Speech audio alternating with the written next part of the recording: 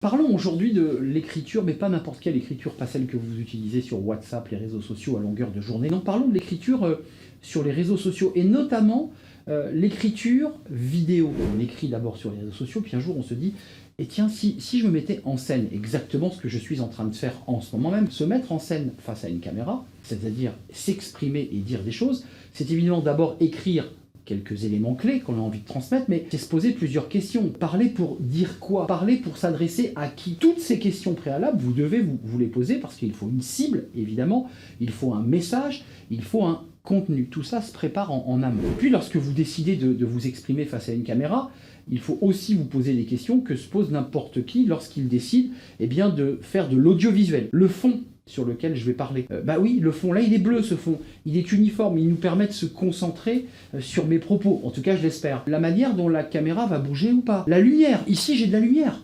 Si vous faites cette petite vidéo en pensant vous mettre en avant ou exhiber votre image ou porter une idée dans l'obscurité, avec un fond où on voit la poubelle et une chaise et une veste posée dessus, c'est raté. Même si ce que vous dites est éminemment brillant, passionnant, engagé, vous serez passé à côté, évidemment, de votre prise de parole sur les réseaux sociaux. L'écriture sur la prise de parole, notamment sur LinkedIn ou ailleurs, c'est une écriture très particulière, imagée, avec des métaphores, avec des images, avec du rythme. N'hésitez pas à théâtraliser un peu plus votre prise de parole que lorsque vous êtes seul avec des amis ou tout simplement dans une réunion de bureau. L'image a plutôt tendance à écraser, donc n'hésitez pas, lorsque vous faire passer de la tristesse, de l'émotion, de la joie, ou peut-être même à partager un contenu, donnez de vous-même sur votre corps, dans votre énergie, qui vous permettra d'impacter. Puis sachez quand même que lorsque je m'exprime, en fait, vous me lisez la plupart du temps. Parce que y a un sous-titrage,